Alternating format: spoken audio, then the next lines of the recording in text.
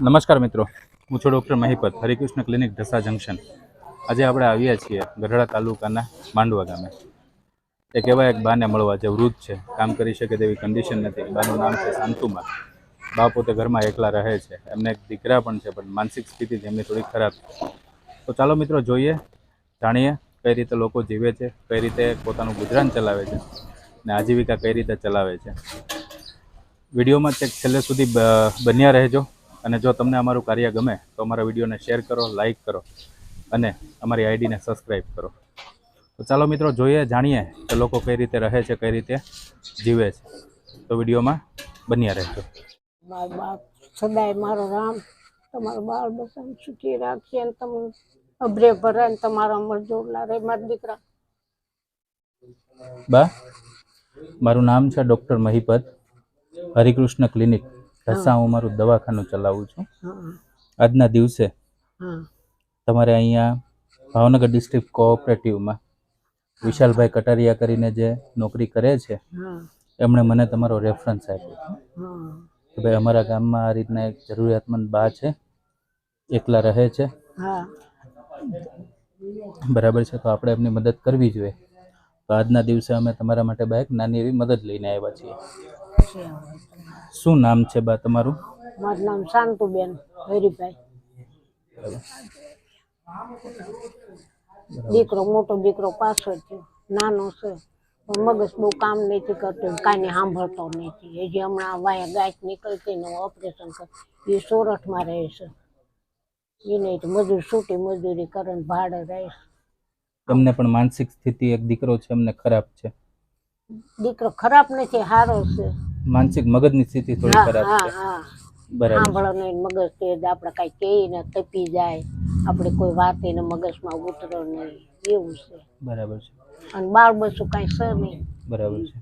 અત્યારે બા તમે અહીંયા એકલા જ રહો છો? એકલી જ રહું છું બાપા. આ હારા પ્રતાપ ભાઈ જાય ને બધા દેરિયા જેઠિયાના છોકરા છે એના આધાર રહું છું.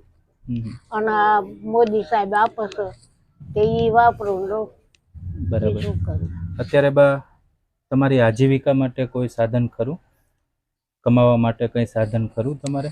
પેલા જતી હતી, ધંધો જતી હતી, કોઈ કપાવીડમાં જતી, નીંદવા હો નહીં થતું બટા મારી.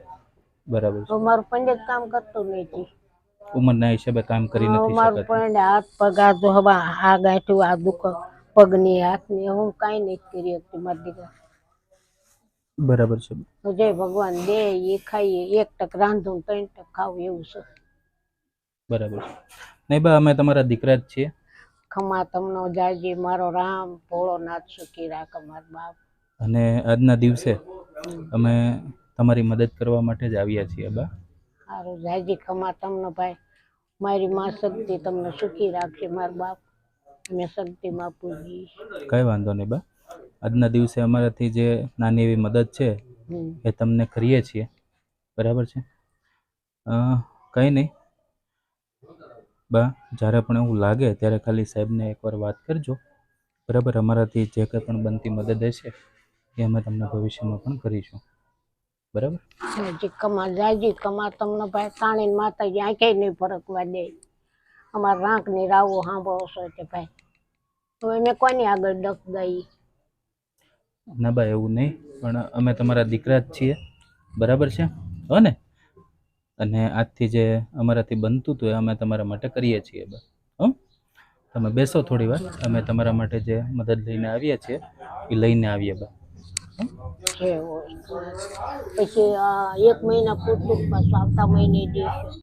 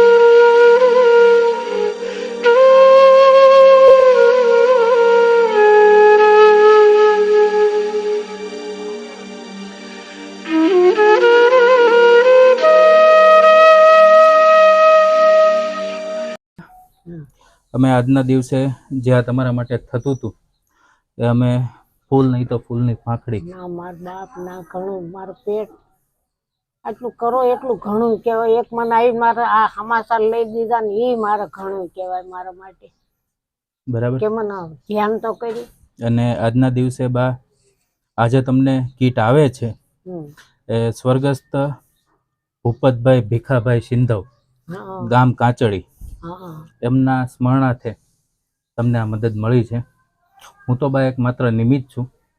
તમારે જેમ આવતું હોય એમ અમે તમારી જેમ જે નિરાધાર પરિવાર હોય બા એમને અમે મદદ કરતા હોઈએ છીએ. સારું સારું મારા બાપ. બરાબર છે. એટલે આભાર ભૂપતભાઈ ભીખાભાઈ સિંધવ. કોક વાંચી તો કર. બરાબર છે. એમનો માનવાનો છે. હું તો એક નિમિત્ત છું બા. બરાબર. અને આમાં તો અમારા માટે અમારી નજરે ને અમારી પાસે આવીને આશ્વાસન દીધું એટલે આ તમે નામ દો તાર ખબર એની જે હોય ભગવાન એને સુખી રાખે ને એનો મારો રામ અભરે કરે અને આ બધા બરાબર મારી માટે મદદ કરી જે હોય તમારી બાપા. અને અમને બા આશીર્વાદ આપો. આશીર્વાદ જ હોય બરાબર મારી કે જે તમારી જેવા બા નિરાધાર પરિવારો છે એમને અમે વધારેમાં વધારે બા મદદ કરી શકીએ અને એમના સુધી અમે પહોંચી શકીએ. બરાબર. ચાલો બા તો હું રજા લઉં. હા ખમા તમને મારા બાપ મારી માં જો આ શક્તિમાં સુખી રાખે ને તમારા બાળ બસા તમારા અમર જોગલા રહે મારો રામ સદાય કરતી કર. જયજી. શકો છો આજે આપણે શાંતુબાના ઘરે આવ્યા છીએ. બાની ઉંમર 75 થી 80 વર્ષની છે. બા ઘરમાં એકલા જ રહે છે. આજીવિકા માટે કોઈ સાધન નથી. બા કમાઈ શકે તેવી કોઈ કન્ડિશન નથી. તો સોશિયલ મીડિયા વતી અમે તમને એટલું જ કહેવા માગીએ છીએ કે તમને વિનંતી કરીએ છીએ કે તમારી આજુબાજુમાં કે તમારા ગામમાં કે તમારા વિસ્તારમાં જો કોઈ આવા જરૂરિયાતમંદ લોકો રહેતા હોય તો મિત્રો આગળ આવી અને એમની મદદ કરો. બરાબર છે. તમારી એક નાની એવી મદદ આમના માટે ખૂબ મોટી સાબિત થતી હોય છે. તો મિત્રો આગળ આવો અને આવા નિરાધાર પરિવારોને મદદ કરો.